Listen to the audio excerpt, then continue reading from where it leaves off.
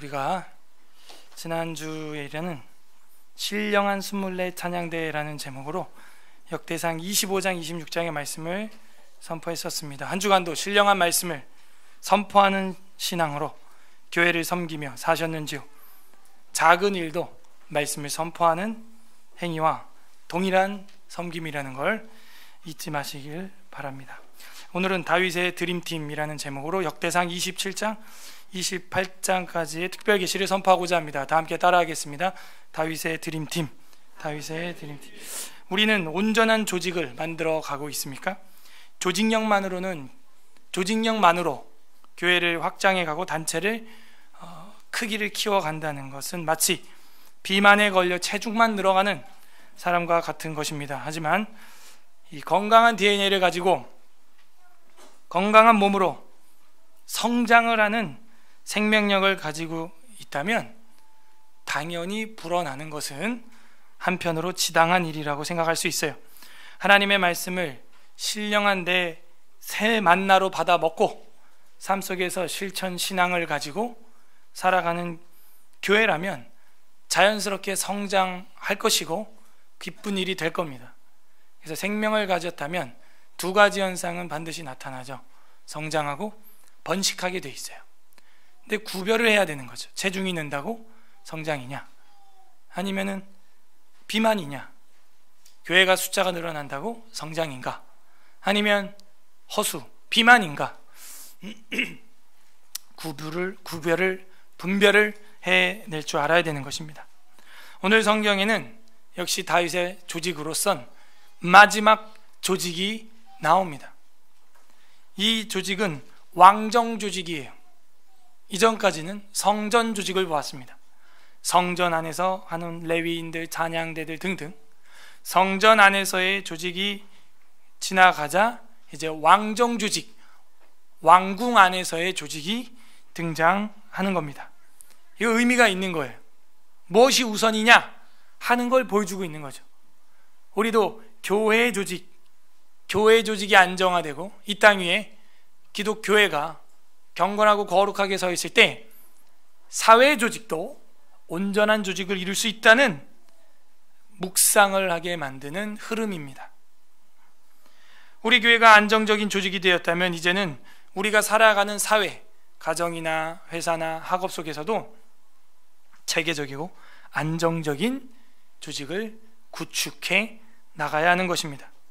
성도들은 조직가가 아니죠. 저도 조직가가 아니에요. 그래서 조직을 어떻게 능수능란하게 잘 다룰 수 있는지 없는지는 모르겠어요. 그리고 조직력만으로 어떤 단체를 확장해 가는 것은 비만일 가능성이 있다는 염려가 있지만 성경은 조직을 말하고 있다는 것입니다. 그게 문제예요. 성경은 질서 있는 조직을 구약, 신약 다 이야기하고 있어요. 구약에서는 진배치와 천부장, 백부장, 50부장, 10부장, 패장제도, 신약에서는 장로의 조직, 이렇게 말을 하고 있어요. 그러므로 우리 교회 안에서도 어떤 조직이 필요하다는 것은 지극히 성경적이고 정상적입니다. 다만 그 조직력으로 단체의 양만 불려가는 비만이냐, 아니면 건강한 실천 신앙을 가진 말씀의 성장이냐, 그 두 가지 중에 하나를 분별만 잘하면 되는 것입니다. 다윗은 이런 환상의 조직을 완성했어요. 그리고 성전을 이어 왕궁을 지어나가고 성전을 이어 왕궁 조직을 이어가는 것입니다. 부디 오늘 말씀을 통해서 우리 교회의 성직, 거룩한 성도의 조직을 넘어서 사회에서도 우리가 속한 곳에서 경건하고 아름다운 조직들을, 선교적 조직을 만들어가며 살아가는 서울에스라교회 성도님들 되시기를 주님의 이름으로 간절히 소망합니다. 아멘. 25장, 6장 우리 지난주에 본 것은 신령한 노래를 부르는 게 무엇인가, 신령한 노래라는 히브리어가 무슨 뜻이었나, 예언하는 일이었다 하는 걸 봤고, 그거에 대해서 하나님의 말씀을 가진 왕의 선견자와 같이 취급받는 걸 받고, 그런 팀이 몇 팀이 나왔어요? 성전 내 조직은, 찬양팀은 몇 팀이 나왔어요? 24팀. 얼마에 한 팀씩 조가 돌아가요? 네, 12명. 그죠? 기간은 6. 무슨 6을 말하는 거죠? 기간은 4주? 2주? 다 각자 다른 데 다녀오셨죠? 지난주에 다 24팀이죠? 1년 나누면 되잖아요. 2주씩 하면 한 팀이 돌아가는 거라고 했고, 우리 성악팀이 24개의 조로 구성된다면 2주씩만 섬기면 되는 팀이다. 그런 얘기를 제가 했나요? 네, 맞습니다. 그리고 나서 26장에는 문지기 반열 나오면서 우리가 봤던 오베데돔의 이야기를 받고 무엇이 참된 복이냐 하는 걸 살펴봤습니다. 그리고 성전 회계들, 재판 관료들, 이런 분들 이야기를 쫙 봤어요. 그거 다 레위인들이 대체로 하는 일들이었습니다. 그리고 나서 오늘 27장 1절에서 5절까지 읽었죠. 이게 순번들이 있고 전문 섬김 레위인들이 있고 하는 것은, 섬김은 쉬운 게 아니에요. 예배 인도가 쉬운 게 아닙니다. 여러분도 나오면 버벅거리게 돼 있어요.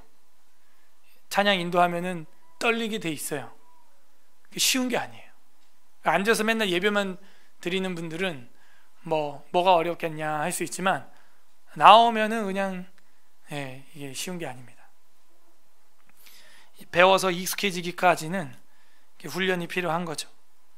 그래서 이게 쭉 돌아간 다음에 성전 조직이 끝나고 저는 왕정 조직을 봤다 하는 거예요. 성전과 왕궁은 따로 있습니다. 그 27장이에요. 27장 1절.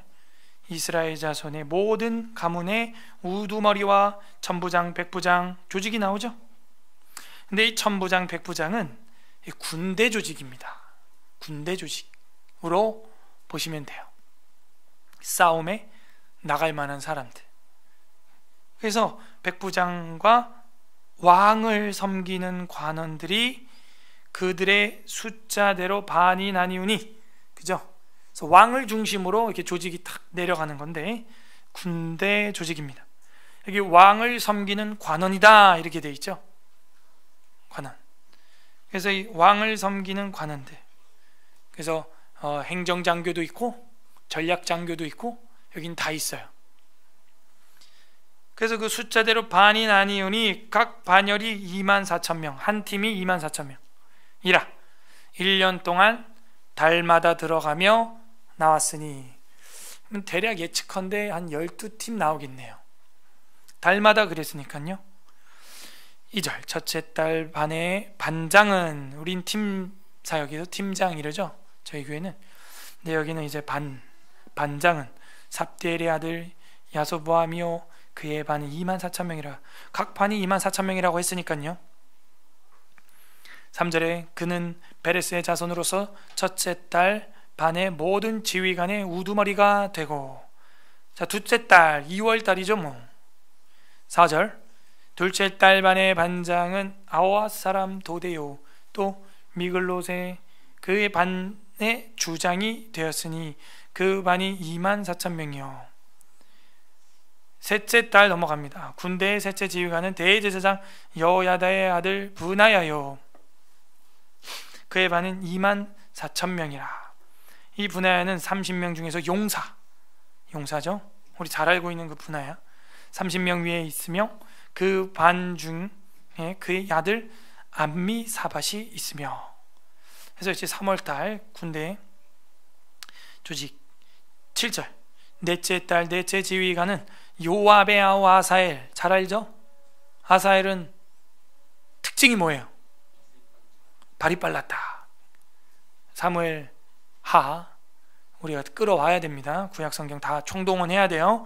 아사엘 발이 들노루처럼 빨랐더라. 아사엘이요. 그래서 아사 만들었다. 엘 하나님이 하나님이 만들었다. 뭘? 발이 빠르게. 아사엘이요 그 다음은 그의 아들 스바데아이니 그의 반에 24,000명이요 다섯째 지휘관은 이스라엘 사람 사우시니 그의 반은 24,000명이요. 좀 뭐가 이렇게 말이 변하고 있는 거 보여요?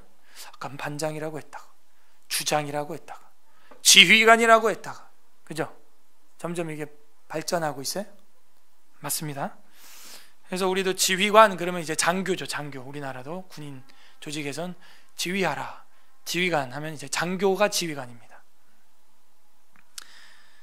자, 지휘관 9절 여섯째 딸 여섯째 지휘관은 드고아 사람의 이케스의 아들이니라. 그의 반이 24,000명이요 일곱째 딸의 일곱째 지휘관은 에브라임 자손에 속한 발론 사람 헬레스이니 그의 반에 24,000명이요 여덟째 딸의 여덟째 지휘관은 세라 족속의 후사 사람 십부게이니 그의 반에 24,000명이요 아홉째 딸의 아홉째 지휘관은 베냐민 자손 아나돗 사람 아비에셀이니 그의 반에 24,000명이요 열째 딸의 열째 지휘관은 세라 족속 느도바 사람 마하레이니 그의 반에 24,000명이요 열한째 딸의 열한째 지휘관은 에브라임 사람이 속한 브라돈 사람 브나야이니 그의 반에 24,000명이요 열두째 딸 열두째 지휘관은 온니엘이니 온니엘 자손에 속한 느도바 사람 헬데이니 그 반에 24,000명이더라. 아이고 힘들다, 그죠? 그래서 열두째 딸, 그래서 1년 12달 동안에 매달 섬길 24,000명의 조 왕을 섬기는 그 군대 군번들 지휘관 이름과 함께 등장했습니다. 그러므로 1절부터 15절까지는 군대 조직이다. 이렇게 소제목을 지을 수 있겠고 16절부터 24절까지는 지파별 지도자가 나옵니다. 지파별 지도자. 16절 이스라엘 지파를 관할할 자는 이러하니라. 그죠? 그래서 이게 달라요. 그 왕을 섬기는 관원들 백부장 천부장은 이상에서 받고, 그 다음에 여기는 그 지파들을 관할하는 사람들, 이제 우두머리가 있습니다. 그래서 우리 교회 안에도 이런 조직들이 필요해요. 1년 동안 기간을 정해서 언제부터 언제까지는 누가 이렇게 섬기고, 언제부터 언제까지 누가 어떻게 섬기고, 이런 조직들은 필요합니다. 제가 느끼는 것은 성전 조직이 끝날 무렵 이런 왕정 조직이 나온다는 것, 그 의미를 좀 묵상하자는 거예요. 교회 조직이 어느 정도 우리가 완성이 되면 그 다음에 이제 사회에서도 어떻게 섬길 것이냐, 가정에서 어떻게 섬길 것이냐, 좀 이런 걸 생각을 해볼 필요가 있다는 것이죠. 그래서 이 성전 관리가 어느 정도 당번들이 세팅이 됐으면 그 다음에서는 이제 사회에서도 빛을 발해야 되는 거예요. 이 정부 일을 하는 건데, 이 27장은 정부 일을 할 때, 회사 일을 할 때, 학업을 할 때, 뭔가 이 조직적으로 팀을 짜서 당번을 정해서 한다는 것은 의미가 있습니다. 그래서 우리는 그냥 사회 조직만 열심히 이렇게 혈안이 돼서 할 게 아니라 교회 조직을 먼저 거룩한 성전 조직을 한 다음에 그 마음으로 선교적 마인드로 세상에 선교적 조직으로서 사회 조직을 형성해 나가는 게 필요하지 않는가. 그 성전 조직을 마무리한 자들이 왕정 조직을 이제 하는 그런 어떤 마음인 것 같아요. 별개가 아니고요, 제가 볼 땐 이게 하나예요. 하나. 사회에서 교회 역할을 투영하는 것입니다. 사회의 교회의 어떤 뭐라 그럴까요? 섬김의 모양을 투영하는 거예요. 그래서 우리가 이렇게 교회에서 섬기는 것처럼 어떻게 해야 돼요? 사회에서도 섬겨 나가자는 거죠. 신약 성경에서는 이걸 아주 구체적으로 말합니다. 구체적으로. 너희가 상전하게 할 때, 너희가 서로에게 할 때 죽게 하듯 하라. 눈가림으로만 하지 말고 진심으로 일을 해라. 그런 얘기가 나와요. 그래서 우리가 사회에 나가기 전에 교회에서 훈련이 바짝 돼야 돼요.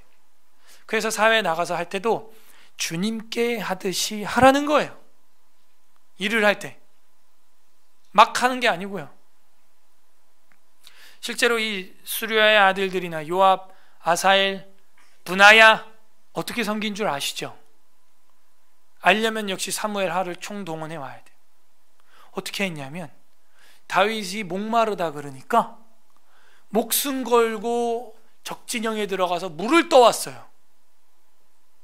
죽게 하듯 하는 거예요, 이 팀들이.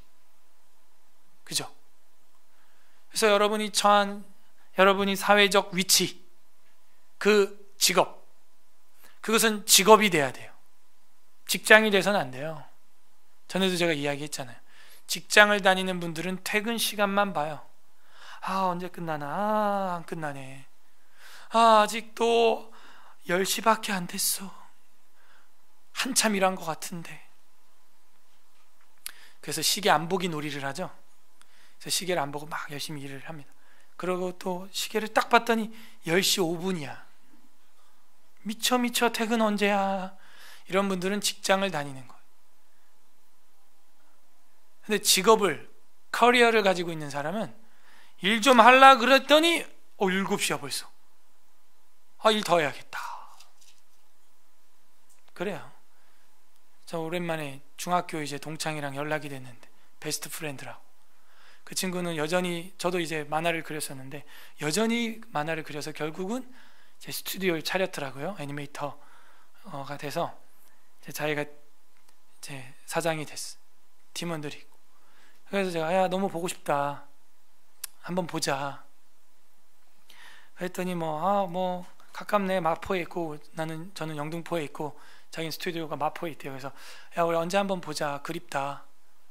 정말 친한 친구였거든. 교회는 안 다니지만. 그랬더니 퇴근 시간이 일정치가 않아서 어떻게 보겠냐. 잡아보자. 그래, 몇 시 퇴근하냐. 10시, 11시 그렇지. 너도 담임 목사니까 그럴 거 아니야. 맞아. 어제도 새벽 4시인가 자고.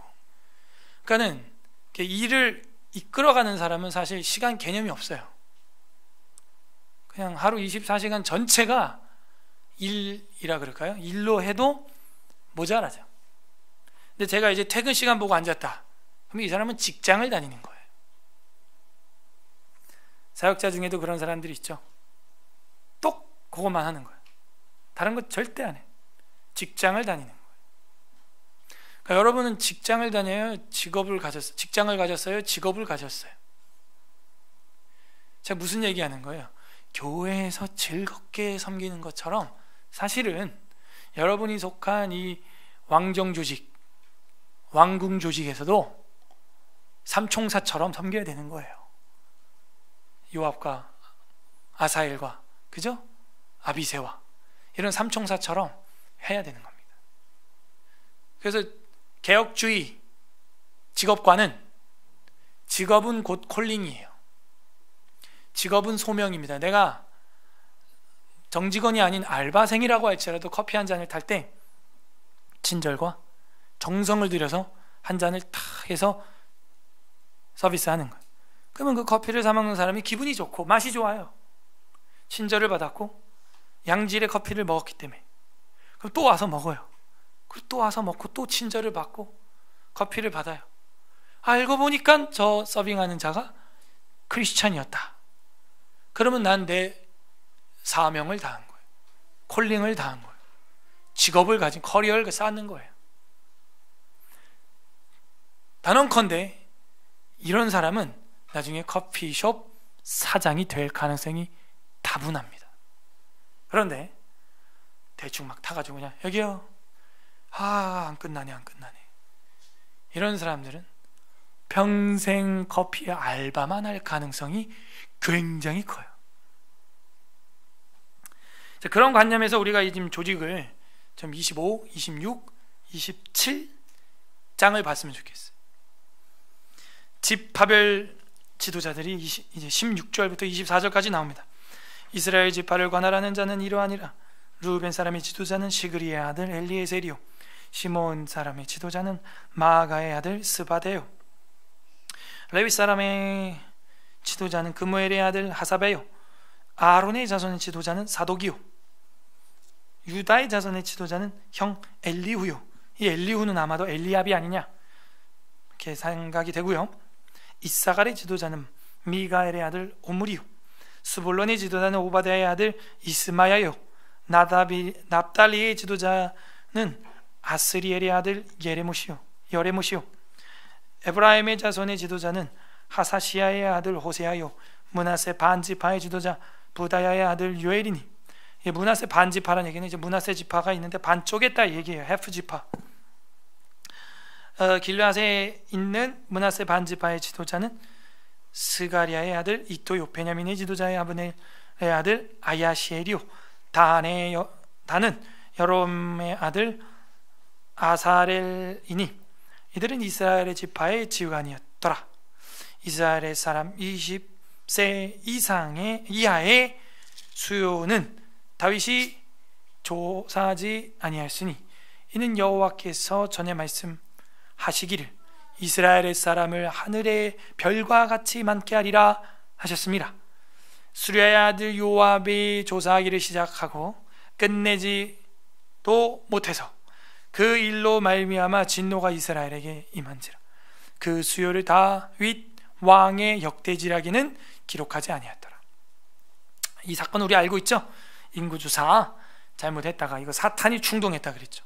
근데 다윗의 역대지략에는 기록되지 않았는데 이 성경에는 기록된 것으로 보아 다윗의 역대지략은 또 따로 있는 거예요. 따로. 그래서 이 12명이 나왔어요. 지파별 지도자가 지금 세어보니까.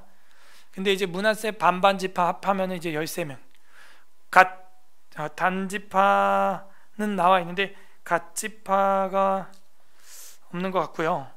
그리고 이제 요셉 지파에서 에브라임 지파하고 므낫세 지파가 2개가 돼가지고 그리고 아론의 뭐 이런 또 지도자라는 게 있어요. 아론 지파라는 건 사실 없는데 그렇게 해서 또 한 자리를 차지하고 해서 12 지파라 그럴까요? 지파라고 하기 좀 애매한데 그렇게 팀이 나옵니다. 그래서 이제 므낫세 반반 이렇게 2지파로 친다면 13이 되는 거고요. 그래서 이제 지파별 지도자가 나왔다. 군대 조직, 그 다음에 이런 지파별 조직, 우리도 부서가 있고 팀이 있죠. 그래서 부서에서는 대체로 이제 신앙 교육을 담당하는 것이고 팀에서는 어떤 이런 일들, 뭐 시설이나 미화나 그런 일들을 담당을 하는 것이고 그렇게 조직이 되었어요. 25절부터 31절까지는 왕실 재산을 관리하는 사람이 있습니다. 저번에는 성전 재산을 관리하는 사람들이 있었죠. 자, 그래서 저번에는 그 일반 계좌가 있고 특별 계좌가 있다. 제가 그런 얘기 했어요. 그런 하나님의 전을 곳간을 맡은 자가 있었고 성물 곳간을 맡은 자가 26장 20절에 있었죠. 자, 근데 여기서는 왕실, 왕궁 재정 관리가 나옵니다. 25절부터 31절까지 아디엘의 아들 아스마웨et은 왕의 곳간을 맡았고 우시의 아들 요나단은 밭과 성읍과 마을과 망대의 곳간을 맡았고 굴룹의 아들 에스리는 밭가는 농민을 거느렸고 라마 사람 시므이는 포도원을 맡았고 뭐 농무부 장관 뭐 이런 것 같아요. 스밤 사람 삽디는 포도원의 소산 포도주 곳간을 맡았고 게델 사람 바알하나는 평야의 감람나무와 뽕나무를 맡았고 요아스는 기름 곳간을 맡았고 사론 사람 스드레는 사론에서 먹이는 소떼를 맡았고 아들레의 아들 이들레예요. 아들레 맞죠? 이거 인쇄가 이상한데 성경이. 예, 아들 사밧은 골짜기에 있는 소떼를 맡았고 이스마엘 사람 오빌은 낙타를 맡고 메로노 사람 예드야는 나귀를 맡았고 하갈 사람 야시에는 양떼를 맡았으니 다윗 왕의 재산을 맡은 자들이 이러하니라. 우리도 이제 벌써 1분기가 3분의 2 지점 향해 가고 있죠. 그럼 이제 3월 말에 3월 셋째 주에 우리가 저걸 하기로 했잖아요.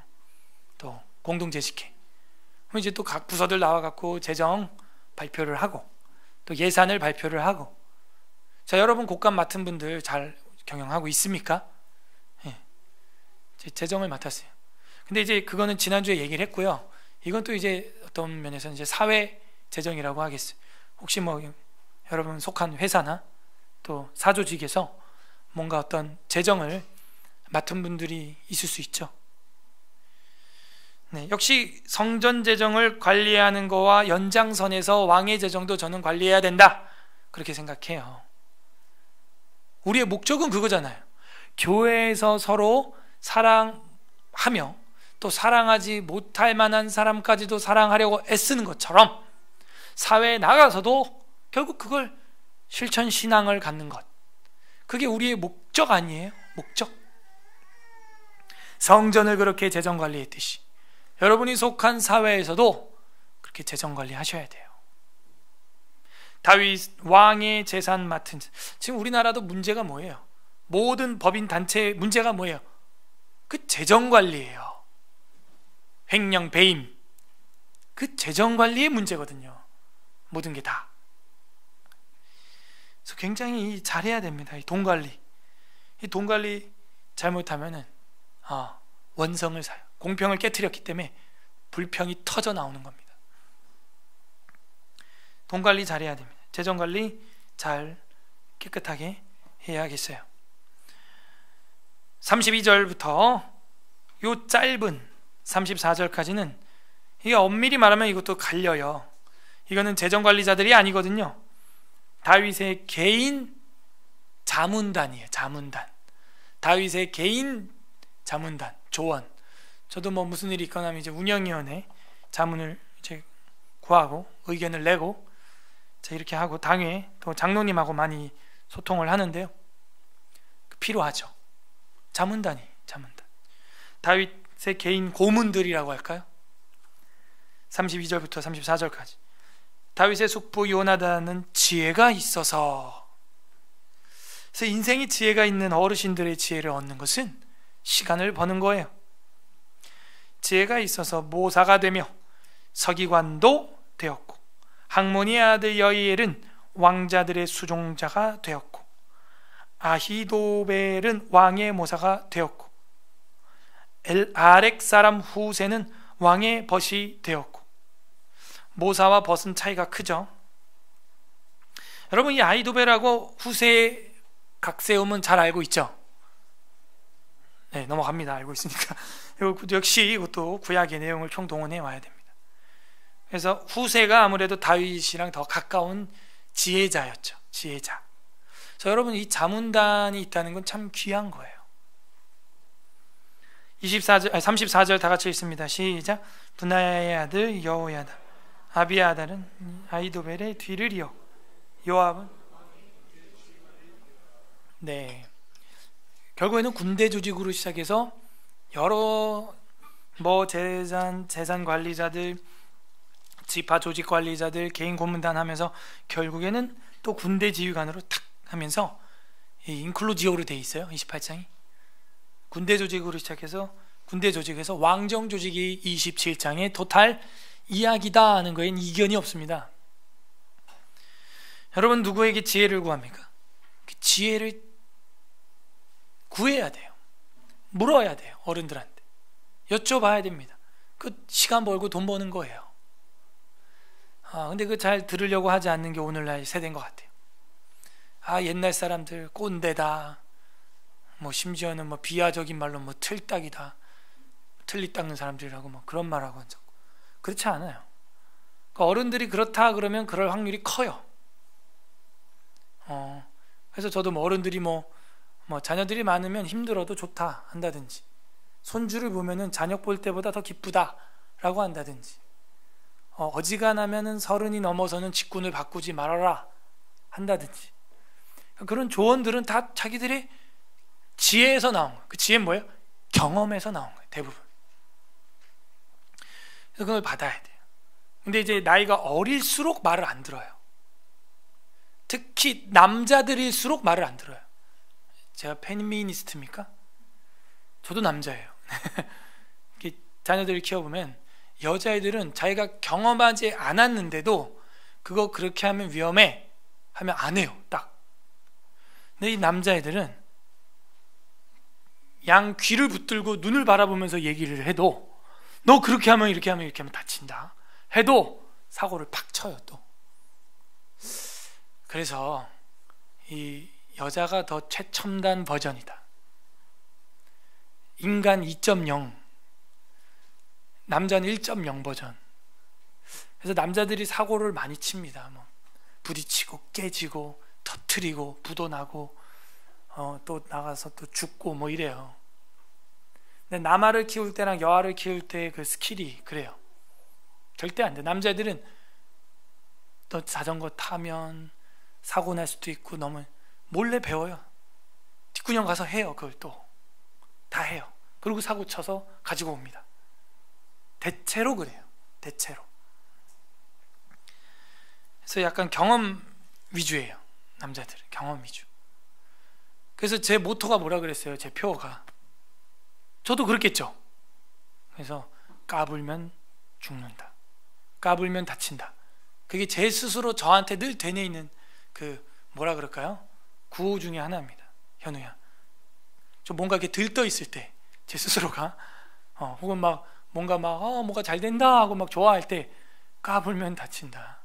까불면 죽는다. 스스로 막 진정시키는 거예요. 예. 진짜 까불면 다쳐요. 좀만 까불면 뭐 또 진짜 다치기도 하고. 어른들, 지혜자, 후세와 같은 지혜를 얻어요. 특별히 우리 젊은 청년분, 또 그 이하 학생들, 자녀들, 그 지혜자들의 말을 구하십시오. 안정적입니다. 안정적이에요. 자, 그리고 나서 28장은요, 사실 29장과 잘 어울려요. 28장은 29장과 잘 어울립니다. 다윗의 설교가 시작되는데 거의 유언이에요. 그게 사실 29장의 솔로몬의 이야기로 솔로몬 왕의 등극으로 넘어가면서 다윗은 이제 돌아가십니다. 그래서 연결이 되는 건데 저는 오늘 27장과 28장을 연결 질 거예요.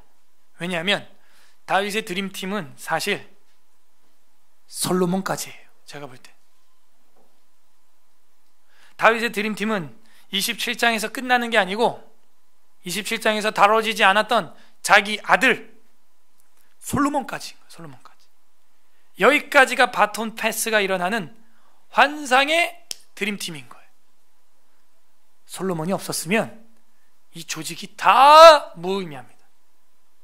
뭘 말하냐면 우리가 신앙의 완벽한 드림팀을 꾸민다는 것은 서울 에스라교회 다음 세대 이어갈 말씀의 종이 생겼을 때 이야기입니다. 생겼을 때.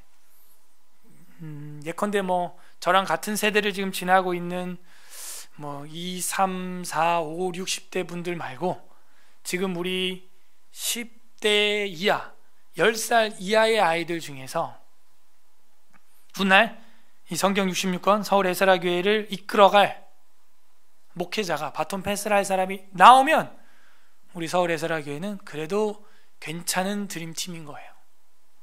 그래도 한 100년 가는 교회가 될 희망이 생기는 겁니다. 희망이. 그죠?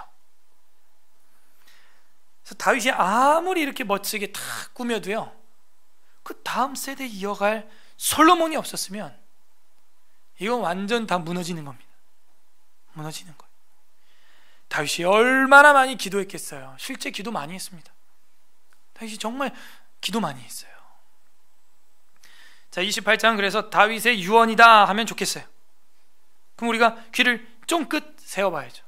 그리고 여기에 다른 데서 보지 못했던 내용이 나오는데 이 성전, 솔로몬 성전 설계도를 여호와께로 말미암아 받았다는 거예요. 우리가 성막 텐트까지는 그렇게 인지를 하고 있죠. 성막 텐트까지는 모세가 산에 올라가서 받았다, 그렇게 인지를 하고 있죠. 근데 왜 성전은 그렇게 인지가 안 돼 있냐 이거예요. 무슨 뭐 마치 인위적으로 솔로몬의 지혜로 설계한 마냥 착각을 우리가 하는 경향이 있어요. 근데 오늘 역대급 신앙을 살펴보니까 그렇지 않다는 거예요. 그거 역시 하나님이 계시해 주신 거라는 거예요. 하나님의 영의 감동으로 그 설계 도면이 나온 거라는 거죠. 의미가 있어요. 고정되어 있는 템플, 그 성전, 그것도 다 하나님의 뜻이고 하나님의 계시였다 하는 것입니다. 자, 28장 1절부터 10절까지는 진한 다윗의 유언이 시작됩니다. 사람이 말을 안 들어도 유언은 듣는다고 우리가 이걸 잘 들어봤어야 됐는데, 정말 교회 다니면서 거의 처음 주일 시간에 28장 역대기라는 걸, 역대상을 보는 것 같습니다.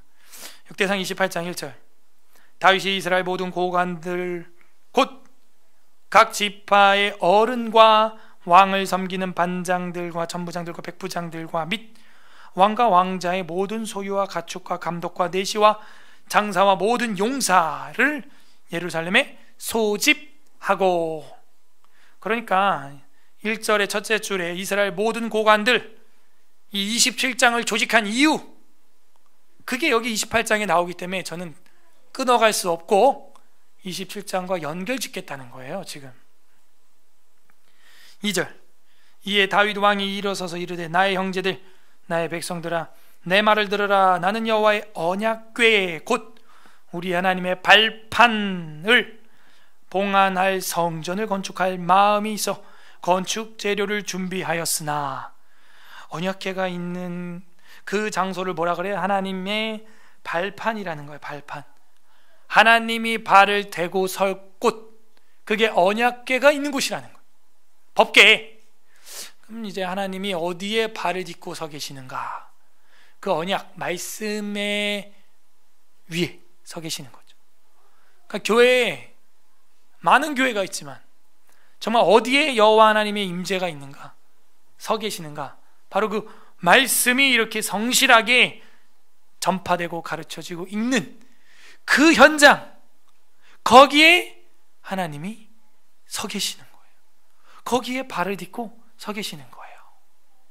지금 이 시간 이렇게 성경을 한 절 한 절, 한 땀 한 땀 보는 이 자리에 하나님이 계시는 줄 믿습니다.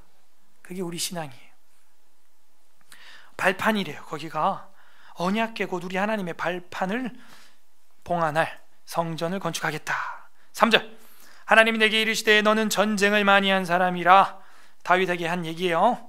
피를 많이 흘렸으니 내 이름을 위하여 성전을 건축하지 못하리라 하셨느니라. 이 이야기 어디서 읽어봤죠? 역대상 22장 8절에서 우리가 전에 봤잖아요. 그 이야기를 또 다윗이 하고 있어요. 또 하고 있어요. 그래서 다윗이 자기가 아무리 거룩하고 경건한 일들을 기획을 해도 하나님 앞에서 이 피 흘린 죄는 죄값을 치러야 한다는 거예요. 용서는 받았어요. 죄값은 치러야 한다는 거예요. 그래서 다윗이 이게 마음에 좀 많이 남아있나 봐요. 2번이나 지금 이야기하고 있잖아요. 그래서 피를 많이 흘리는 일, 우린 그렇게 하면 안 돼. 남의 눈에 눈물 나게 하면 자기 눈엔 피눈물 날 수 있어요. 그대로 돌려받는 거예요. 정치가 그렇죠. 여야가 나뉘어가지고 그 한 대로 그대로 보복해주고 그거 한 대로 또 그대로 보복하, 계속 그 싸움 아니에요. 그 싸움. 4절, 그러나 이스라엘 하나님 여호와께서 전에 나를 내 부친의 온 집에서 택하여 영원히 이스라엘 왕이 되게 하셨나니, 부친은 이새죠. 곧 하나님이 유다 지파를 택하사 머리를 삼으시고 유다의 가문에서 내 부친의 집을 택하시고 내 부친의 아들들 중에서 나를 기뻐하사 온 이스라엘의 왕을 삼으셨느니라. 여호와께서 내게 여러 아들을 주시고 그 모든 아들 중에서 내 아들 솔로몬을 택하사 여호와의 나라 왕 위에 앉혀 이스라엘을 다스리게 하려 하실세. 내게 이르시기를 내 아들 솔로몬 그가 내 성전을 건축하여 하고 내 여러 뜰을 만들리니 이는 내가 그를 택하여 내 아들로 삼고 나는 그의 아버지가 될 것입니다. 그가 만일 나의 계명과 법도를 힘써 준행하기를 오늘과 같이 하면 내가 그 나라를 영원히 견고하게 하리라 하셨느니라. 이제 너희는 온 이스라엘 곧 여호와의 회중이 보는 데에서와 우리 하나님이 들으시는 데에서 너희 하나님 여호와의 모든 계명을 구하여 지키기로 하라. 그리하면 너희가 이 아름다운 땅을 누리고 너희 후손에게 끼쳐 영원한 기업이 되게 하리라. 우린 뭐 하면 될까요? 우리 교회도 이렇게 정말 계속해서 자자손손 교회가 이 땅 위에 성경을 전하는 등대와 같은 교회로 세워져 있으려면 이대로 하면 되겠죠. 여호와의 모든 계명을 구하여 지키고 가르치고 그대로 준행해 후손에게 끼쳐 영원한 기업이 되게 하리라. 그러면 되는 거예요. 그러려면 솔로몬이 필요한 겁니다. 9절. 9절이 좀 중요합니다. 내 아들 솔로몬아, 너는 내 아버지의 하나님을 알고 온전한 마음과 기쁜 뜻으로 섬길지어다. 이 유언의 어떤 핵심이라고 할 수 있어요. 솔로몬에게 유언하는 겁니다. 여호와께서는 모든 마음을 감찰하사 모든 의도를 아시나니 네가 만일에 그를 찾으면 만날 것이요 만일 네가 그를 버리면 그가 너를 영원히 버리시리라. 인격적인 하나님이라는 거예요. 너가 찾으면 만날 것이고 버리면 너도 버림받는다. 그러니까 이런 하나님의 속성을 알아야 돼요. 우리는 뭐 무조건 하나님은 날 사랑한다. 아니에요. 무조건 자비를 열어는 두셨지만 우리가 하나님 앞에 가야 되는 것이죠. 10절. 그런즉 이제 너는 삼갈지어다. 여호와께서 너를 택하여 성전의 건물을 건축하게 하셨으니 힘써 행할지니라 하니라. 왜? 아빠가 못한 거야. 너가 해라 하는 것이죠. 너라도 이걸 이어가라 하는 것이에요. 자, 그래서 11절부터 21절까지는 성전 건축 계획을 위임하는, 본격적으로 이제 상속이라 그럴까요? 위임하는 이야기가 나옵니다. 거룩한 사역을 위임합니다. 11절. 다윗이 성전의 복도와 그 집들과 그 곡간과 다락과 2층이죠. 다락은 골방과 속죄소의 설계도를 그의 아들 솔로몬에게 주고 또 그가 영감으로 받은 모든 것 곧 여호와의 성전의 뜰과 사면의 모든 방과 하나님의 성전 곡간과 성물 곡간의 설계도를 주고 하나님의 여호와의 성전을 영감으로 받았다라고 쓰고 있습니다. 그래서 그 설계도를 설계자인 하나님께 받았음을 우리는 알 수가 있어요. 13절. 또 제사장과 레위 사람의 반열과 여호와의 성전에서 섬기는 모든 일과 여호와의 성전을 섬기는 데 쓰는 모든 그릇의 양식을 설명하고 또 모든 섬기는 데 쓰는 금기구를 만들 금의 무게와 모든 섬기는 데 쓰는 은기구를 만들 은의 무게를 정하고 15절. 또 금 등잔대들과 그 등잔 곧 각 등잔대에 그 등잔을 만들 금의 무게와 은 등잔대와 그 등잔을 만들 은의 무게를 각기 그 기구에 알맞게 하고 16절. 또 진설병의 각 상을 만들 금의 무게를 정하고 은상을 만들 은도 그렇게 하고 갈고리와 대접과 종지를 만들 순금과 금잔 곧 각 잔을 만들 금의 무게와 또 은잔 곧 각 잔을 만들 은의 무게를 정하고 또 향단에 쓸 순금과 또 수레 곧 금 그룹들의 설계도대로, 그룹은 케루빔 천사를 말합니다. 천사들 모양 설계도대로 만들 금의 무게를 정해주니 그 케루빔들 그룹들은 날개를 펴서 여호와의 언약궤에 덮는 것이더라 하면서 천사들의 날개를 펴서 서로 이렇게 맞대어 있다는 것을 보여주고 있습니다. 19절. 다윗이 이르되 여호와의 손이 내게 임하여 이 모든 일이 설계를 그려 나에게 알려주셨느니라. 여호와의 손이 알려줬다는 거예요. 그러므로 그 하드웨어 성전 역시 하나님의 뜻이고 하나님의 계획, 설계도다 하는 것입니다. 여기서 우린 또 하나 묵상할 수 있는 건 결국에는 그 성전이 이제는 어떻게 되냐, 교회로, 성전이 이제 무너졌잖아요. 교회로 디아스포라가 됩니다. 그래서 우리 지금 여기까지 왔어요. 극동지역 대한민국 남한의 서울 영등포 지하실까지 왔어요. 그 교회가 그 예루살렘으로부터 뻗어서요. 그러면 이 교회의 주식도, 이 교회도, 이 모임도, 모이기를 패하지 않고 힘쓰는 여러분의 이 모임이 뭐라는 거예요? 이것도 하나님의 계시라는 거예요. 우리는 생각할 수 있어요. 신약 성경에 가면 예수 그리스도께서 마태복음 16장에 뭐라 그래? 내가 내 반석 위에 내 교회를 세울 거야. 음부의 권세가, 지옥의 권세가 이기지 못하리라. 영광.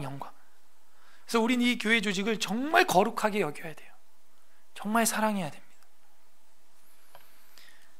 그래서 이 모든 설계를 알려주신 것은 하나님이십니다. 20절 역시 중요합니다. 이제 이것도 역시 유언 중에서 결론, 굉장히 중요한 거.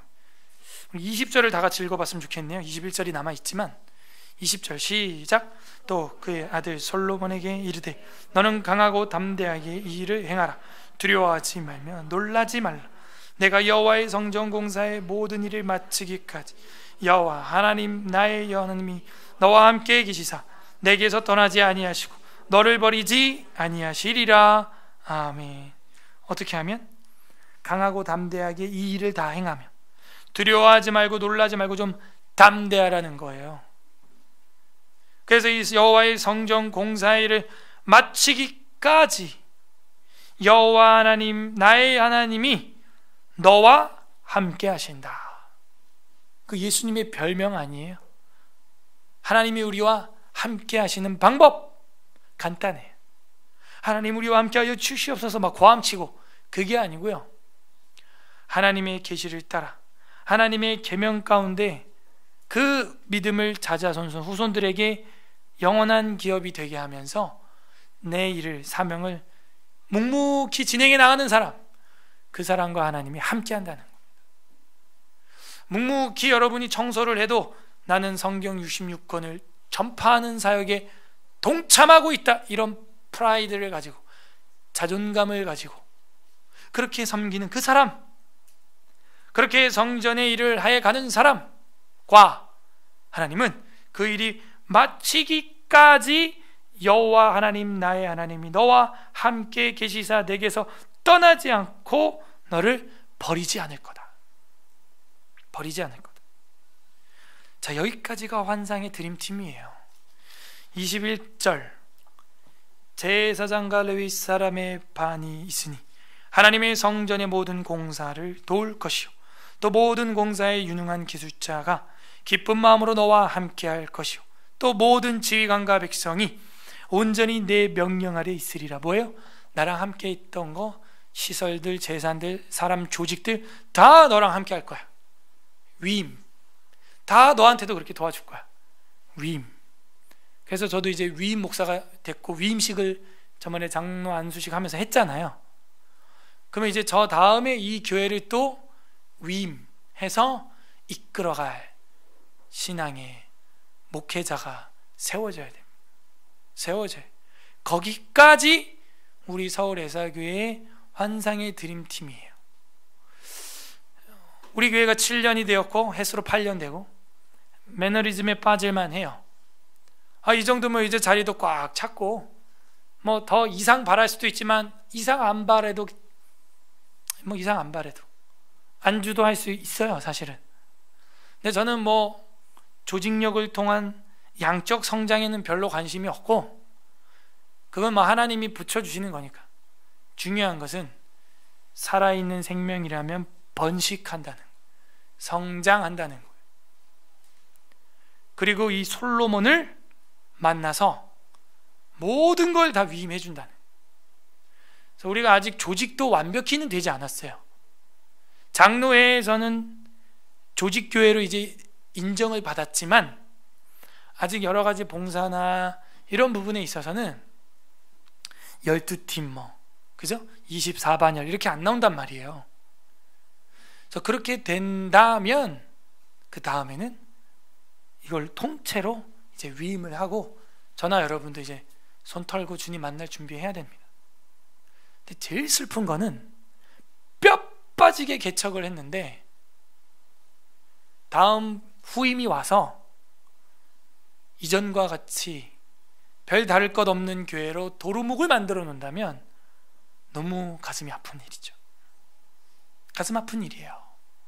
그런 일들이 우리 에스라 사역 안에도 많이 있어요. 제가 사역자들 분들 소식을 보면 바빠지게 개척해서 10년, 20년 이렇게 교회를 세워놨는데 후임이 들어오면서 다시 물탕되는 거예요. 다시 그냥 성경 전체 가르치는 일보다도 다른 일에 힘을 쏟는 거예요. 그러면 그 개척자의 땀과 노력, 그럼 뭐가 되며 그 교회에 자립되도록 부어주신 하나님의 그 전폭적인 은혜는 뭐가 되는가? 저희 교회도 참 부담을 가져야 돼요. 거룩한 부담을 가지고 우리가 여기서 손 털어도, 저랑 여러분이 손 털고 이제 떠나도 이 교회가 위임이 되겠느냐, 위임이 되겠느냐, 거기까지가 환상의 드림팀이 되는 거예요.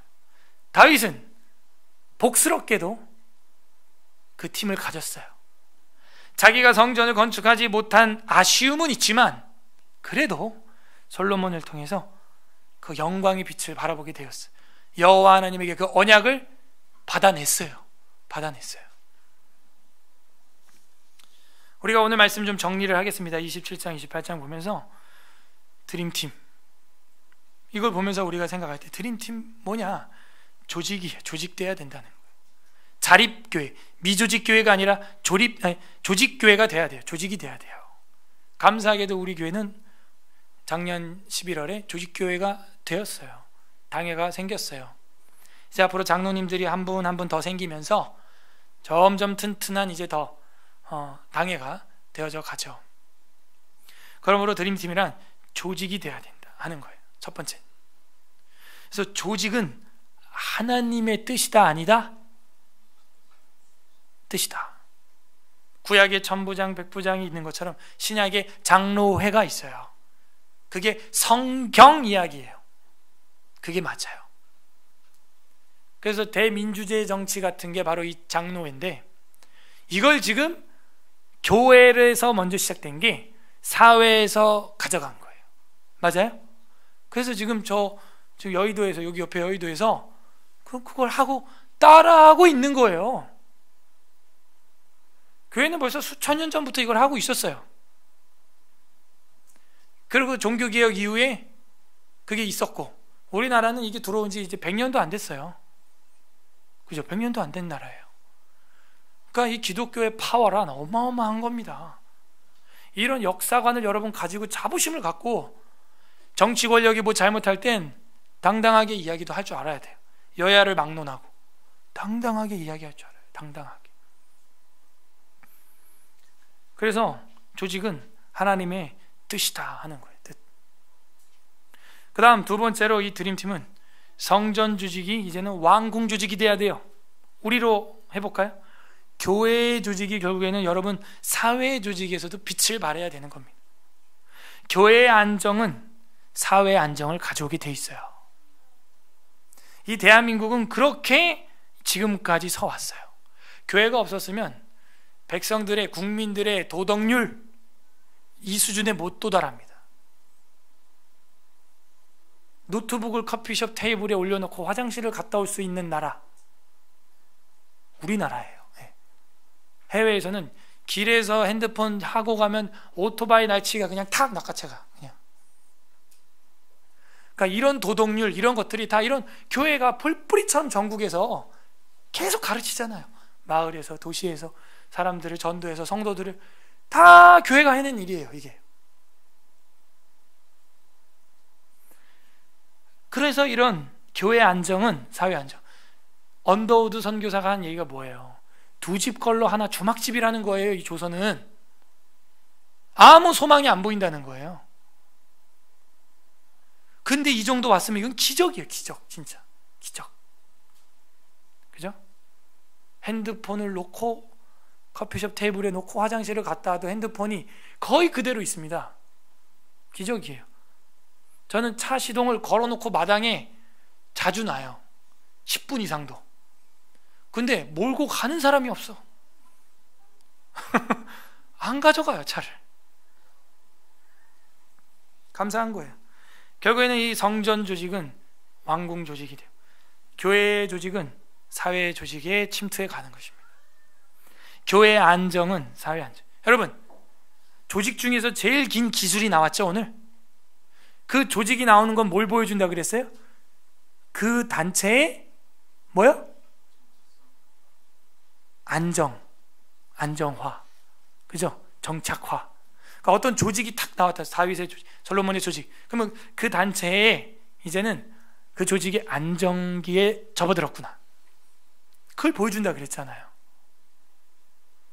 그래서 지금 이렇게 길게 지금 다윗 말년에 어마어마하게 길게 이렇게 기술됐다는 것은 이 유다 국가에, 이스라엘 국가에 엄청난 안정기가 올 거라는 걸 지금 예표해주고 있는 거예요. 실제 그게 이루어집니다. 솔로몬 시대에 무화과 나무와 감람나무 아래서, 포도나무 아래서 안연히 지냈더라. 그 꿈 같은 날이 이루어져요. 그러므로 이 교회의 조직은 교회의 안정화를 말하고, 그 조직으로 사회의 조직이 되면 사회의 안정화를 말하는 것입니다. 그래서 이 조직의 리더, 멤버, 리더십, 멤버십이 될 사람들이 자연스럽게 우리 눈에 보여야 돼요. 이견 없이. 지금도 뭐 어떤 정당 전당 대회를 할 건데 누가 당 대표가 될 거냐 뭐 이거 가지고 얘기 많지. 이렇게 싸우면 안 돼요. 사실은 그냥 조용히 딱 바라만 봐도 저분이 권사가 돼야 될 인품과 덕망과 신앙이다. 저분이 장로님이 될 만한 인품과 덕망과 신앙이다. 이게 자연스럽게 보여져서 싸움이 아니라 그냥 자연스럽게 뽑혀야 되는 거예요. 이게 그게 안정된 조직이에요. 샬롬이죠. 샬롬. 조직은 안정기를 보여주고 있는 거예요. 세 번째, 이 드림팀은 뭐냐면 그대에서 끝나는 게 아니에요. 다음 세대까지, 자녀에게까지 전수되면 이건 드림팀이 맞아요. 다윗과 솔로몬의 팀워크를 보여주고 있는 거예요. 우리로 하면은 굳이 뭐 제 아들이 아니라 이 목회를 이어갈 디모데 같은 아들 같은 신앙 후배가 있다면 드림팀이에요. 다음 세대까지 전수가 된다. 이 드림팀이라는 걸 오늘 본문에서 보여준 겁니다.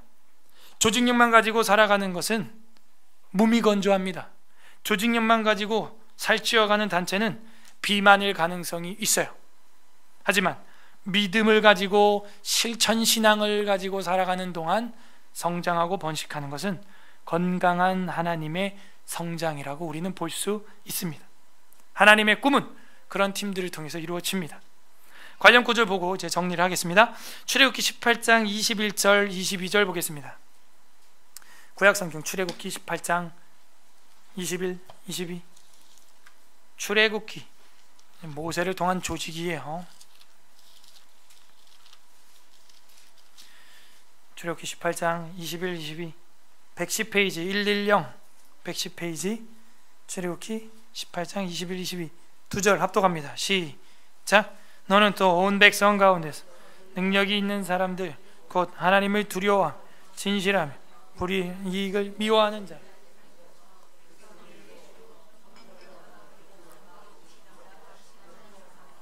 그들이 때를 따라 백성을 재판하게 하라. 큰 일은 모두 내게 가져갈 것이고 작은 일은 모두 그들이 스스로 재판할 것이니 그리하면 그들이 너와 함께 담당할 것이니. 네, 능력이 있고 하나님을 두려워하고 진실하고 솔직하며 불의한 것을 미워하는 이런 사람을 리더로 세워라. 팀워크를 보여주고 있잖아요. 조직을 보여주고 있어요. 신약성경 히브리서 13장 17절. 신약성경 히브리서 13장 17절. 신약성경 369페이지 히브리서 13장 17절 합독합니다. 히브리서 13장 17절 369페이지 시작. 너희를 인도하는 자들에게 순종하고 복종하라. 그들은 너희 영혼을 위하여 경성하기를 자신들이 청산할 자인 것 같이 하느니라. 그들로 하여금 즐거움으로 이것을 하게 하고 근심으로 하게 하지 말라. 그렇지 않으면 너희에게 유익이 없다. 여러분의 영혼을 위해 근심하고 경성하고 말씀을 잘 풍성한 양식으로 준비해서 대접하는 목회자, 또 리더들, 이런 분들에게 즐거움으로 그 일을 하게 해라. 근심이나 염려로 그런 일을 하게 하지 말아라. 뭐예요? 그 장로의 조직을 잘 이끌어 가라 이 얘기예요. 서로 잘 맞춰가라 이 얘기예요. 트러블 일으키지 말고. 그래서 그렇게 나가는 것이 유익하다. 왜? 그 사람들은 너희들의 영혼을 위하여 경성하기를 내가 심판받을 것처럼 한다는 거예요. 결국엔 제가 이 목회 가지고 제가 심판받겠죠, 하나님 앞에. 그러니까 더 잘해 보려고 하는 마음이 있겠어요, 없겠어요? 있죠. 그러니까 저한테는 이게 직장이 아니에요, 직업이에요. 퇴근 시간이 의미가 없어요. 의미가 없어요. 뭐 이걸 한다고 뭐 저한테 뭐 인센티브가 있는 것도 아니고 뭐 초과 수당이 나오는 것도 없어요. 그 하나님 앞에서 경성하는 거. 여러분도 마찬가지로 그렇게 섬기고 계시죠? 교회를 하나님 앞에서 계수될 것처럼 하는 거예요. 베드로전서 5장 5절 한번 보겠습니다. 베드로전서 5장 5절. 베드로전서 5장 5절 383페이지 382 신약성경 382 베드로전서 5장 5절 합독합니다. 시작. 젊은 자들아 이와 같이 장로들에게 순종하고 다로 점성 허리를 동이라. 하나님은 교만한 자를 대적하시되 은혜를 주시느니라. 자, 구약의 아까 모세의 조직도 어떻게 보면은 그게 장로의 조직이죠. 그 리더들을 뽑죠. 그리고 신약에서도 이렇게 장로의 조직이 있다 하는 것입니다. 웨스트민스터 신앙고백서 제 31장에 보게 되면 대회와 협의회가 나와요. 우리로 하면은 노회와 총회 이 얘기예요. 그것도 뭐예요? 조직이에요. 저는 에스라 성경 강좌 전략가를 자청하고 있는데 제가 밀고 있는 전략 중에 하나가 노회와 총회를 타부시하지 말자는 거예요. 노회와 총회에서 들어가서 정치에 휘말려서도 안 되지만 노회와 총회를 여러분 타부시해서는 안 돼요. 결국 제가 노회에서 안수받아서 목사가 된 거예요. 결국 장로님이 노회에 파송받은 노회 목사님들에 의하여 노회 소속 장로로 세워진 거예요. 우리 전도사님이 노회의 추천으로 총신대신학대학원을 지금 다니고 계시는 거예요. 그러니까 이 노회 대회와 협의회가 어떤 기관이냐? 결론적으로는 목회자를 최종 선발하는 기관이에요. 중요해요, 안 중요해요? 맞아요, 중요해요. 제가 이렇게 곰곰이 이렇게 보면은 타부시할 일이 아니구나.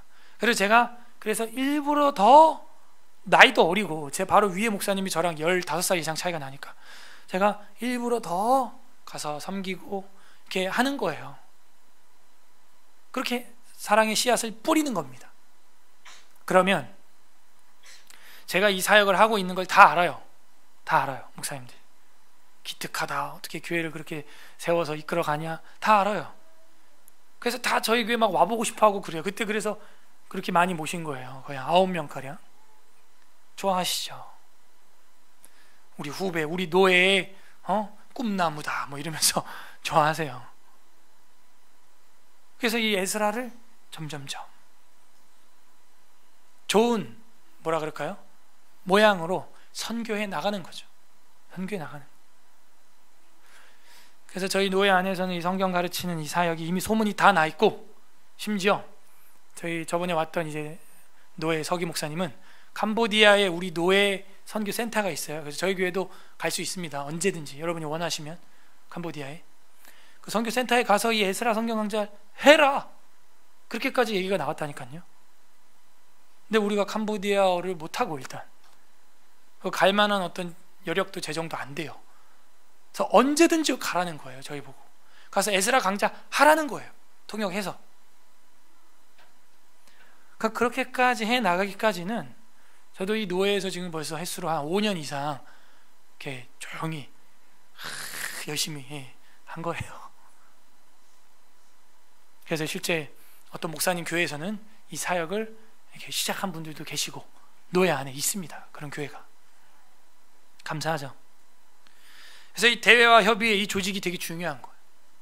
그래서 이 조직이 잘못되면 도미노로 다 망가지지만 우리가 잘 섬겨서 맑은 물이 흘러가게 위해서 탁 하면은 이게 조직이 좋은 점이 전체가 변할 수 있다는 거예요. 봐봐요. 지금 제가 저희 노회에서는 제일 어린 나이지만 위임 목사가 됐어요. 예.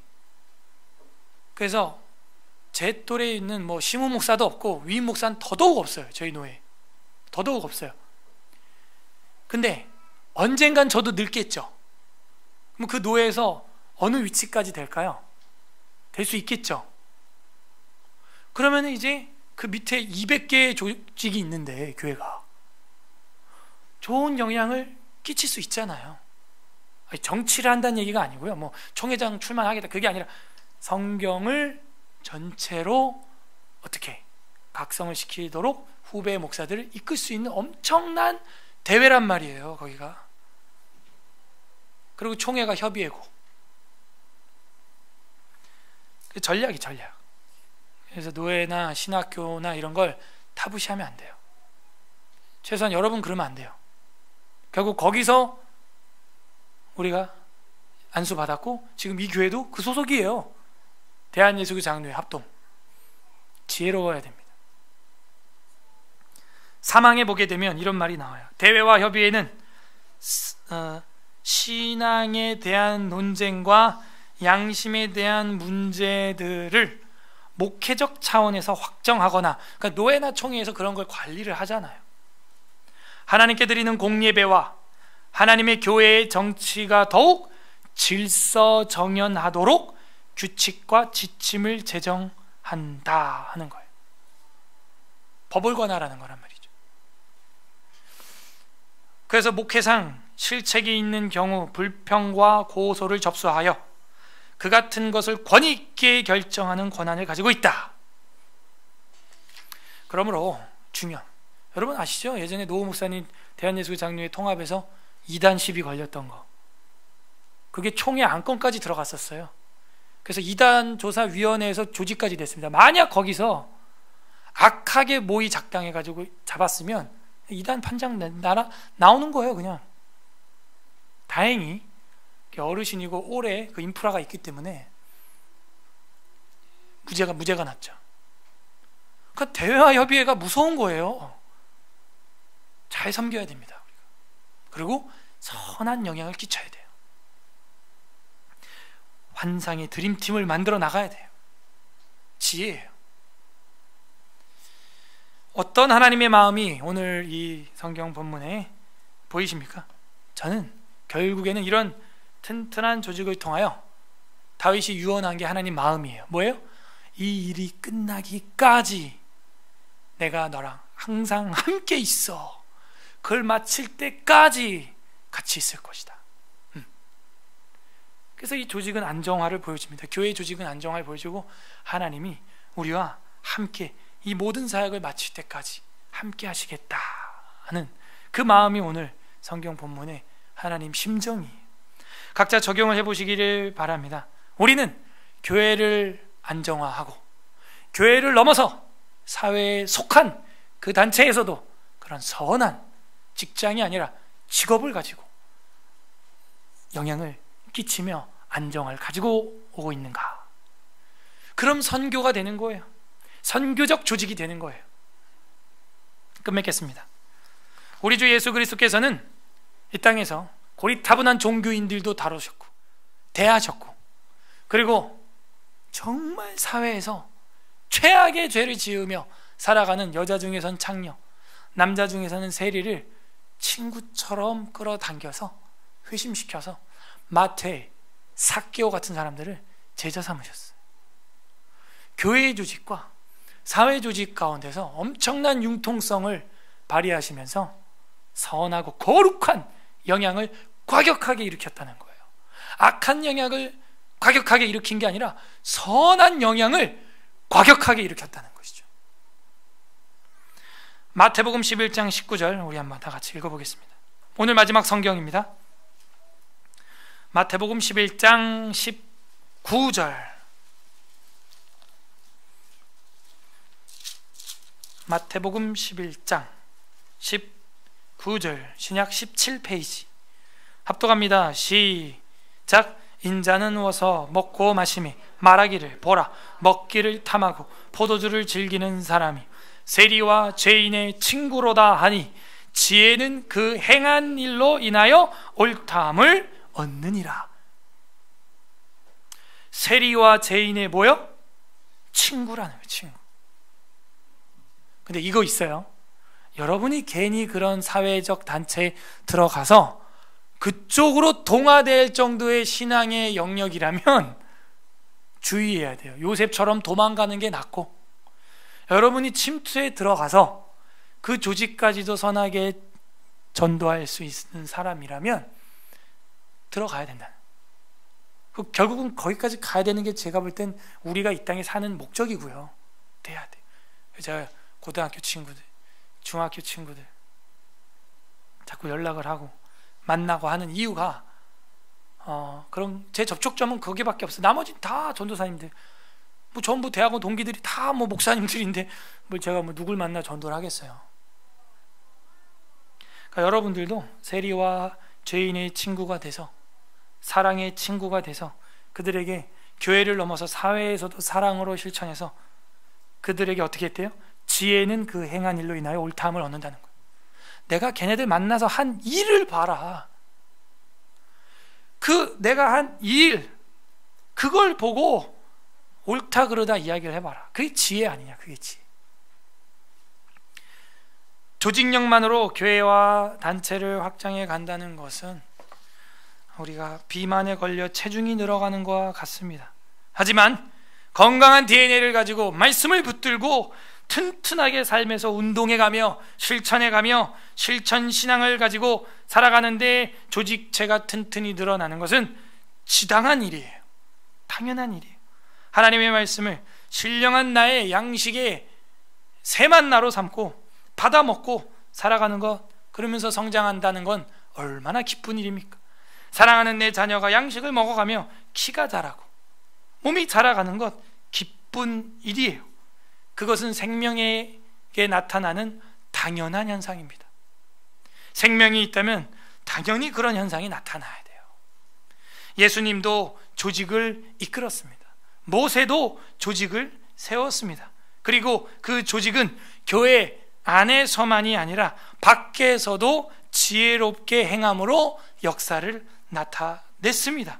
부디 오늘 이 말씀 우리 가슴에 새기면서 우리가 이 한평생 이제 얼마 남지 않은 나그네 인생 살면서 다윗의 드림팀처럼 역대급 팀워크를 이루는 저랑 여러분 되시기를 주님의 이름으로 간절히 소망합니다. 아멘. 우리는 온전한 조직을 만들어가고 있습니까? 우리 말씀을 생각하면서 26장, 27장 읽어보겠습니다. 우리 지금 말씀을 생각하면서 같이 기도하는 시간 갖겠습니다. 첫 번째 기도할 것은, 하나님, 서울예술학교의 7주년을 맞이하고 횟수로 8년이 되는 이 시간에 조직교회로 예배하게 하심 감사드립니다. 감사 기도 올려드리시고, 두 번째로 기도할 것은 교회에서만 성실한 조직으로 살아가는 게 아니라 사회에서도 성실한 조직으로 살았어야 하는데, 저희들이 교회 안에서는 거룩했지만 교회 밖의 사회에서는 그렇게 살지 못했던 불성실함이 있습니다. 아버지, 용서하여 주시옵소서. 우리 세 번째 기도할 것은, 이젠 우리가 자자손손에게 우리의 신앙의 설계도인 성경 66권을 가르치고 전파하고 읽는 이 사역을 전수하고 그 일이 주님 오실 때까지 이어짐으로 주님이 함께하는 서울 에스라 교회, 우리 자손들의 교회 되게 하여 주옵소서. 우리 간구하는 기도도 우리의 신앙의 설계도를 그대로 이어갈 수 있도록 여러분 기도해 주시기를 바랍니다. 우리 다 함께 감사와 회개와 간구하는 기도 이 시간 올려드리겠습니다. 기도합니다. 하나님 아버지, 감사드립니다. 주님의 은혜 가운데 우리 서울 에스라 교회를 세워주시고 7년 만에 조직교회로 세우시며